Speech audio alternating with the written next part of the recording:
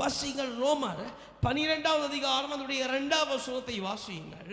ரோமர் 12வது அதிகாரம் அதனுடைய 2வது வசனத்தை வாசியுங்கள்.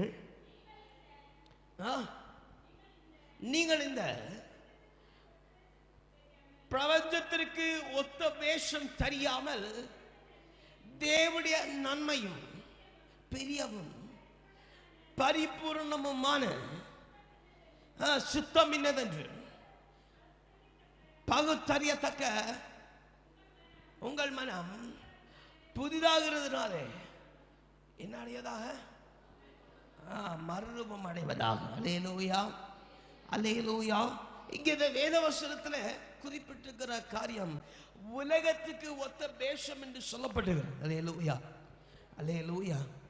உலகத்துக்கு ஒத்த வேஷத்துடைய அவன் இன்னொரு பகுதிக்காக கடந்து போவோம். சோதனம் இங்கே வேதவசனத்தில் சொல்லப்படுகிற காரியம் உலகத்துக்கு ஒத்த வேஷம் தெரியாது, நாம் வேறு பிரிக்கப்பட்டவர்களாக இருக்கிற ஆகிலும் நீங்கள் உலகத்து ஒத்த வேஷம் தெரியாது, நீங்கள் மனம் திரும்புவது ஏதுவான மறுரூபமாக்கப்பட்ட சரீரம் உள்ளவர்களாக இருங்கள். அல்லேலூயா, அல்லேலூயா, அல்லேலூயா. வேதவசனத்தில் இவண்ணமாய் குறிப்பிடப்படும் பொழுது நாம் பார்க்க வேண்டிய ஒரு காரியம், நாம் அதிகமாய் பூர்வ நாட்களிலிருந்தே கடைபிடிக்கிற சோத்திரம் நம்முடைய கிரியைகளாய் இருக்கிற காரியத்தை இங்கே குறிப்பிட்டு சொல்ல விரும்புகிறேன். அல்லேலூயா, அல்லேலூயா. சோத்திரம் வேதவசனத்தில் பார்க்கும் பொழுது அவர் ஆண்டவர் சொல்லுகிறார், நீங்கள் தாயின் கற்பத்தில் உருவாக்கும் முன்னே உன்னை அறிந்து சோதர தாயின் கற்பத்திலிருந்து வெளியே வரும் முன்பதாகவே உன்னை பரிசுத்தம் பண்ணி ஜாதிகளுக்கு தீர்க்கதரிசி என்று உன்னை நியமித்திருக்கிறேன். அல்லேலூயா, அல்லேலூயா.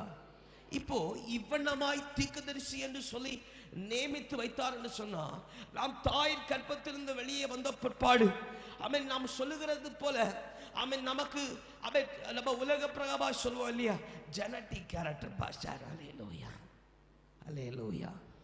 கொஞ்சம் கரங்களை உயர்த்தி அல்லேலூயா சொல்லுங்க பாப்போம். அவன் ஜென்ம ஸ்வாபம் என்று சொல்லுவோம். அவன் ஜென்ம ஸ்வாபம் என்று சொன்னா ஜெனட்டிக் கேரக்டர் என்று சொல்லப்படுகிறது. ஆகிலும் வேதவசனம் குறிப்பிடுகிறது, உன் தாயின் கற்பத்தில் அவன் சோத்திரம் நீ தோன்றும் முன்னே உன்னை அறிந்திருக்கிறேன், நீ தாயின் கற்பத்திலிருந்து வெளியே வரக்கும் என்பதாக உன்னை பரிசுத்தம் பண்ணி உன்னை தனக்கு தம்முடைய சகல ஜாதிகளுக்கு மேல உன்னை தீர்க்கதரிசியாய் உன்னை நினைத்திருக்கிறேன். அல்லேலூயா.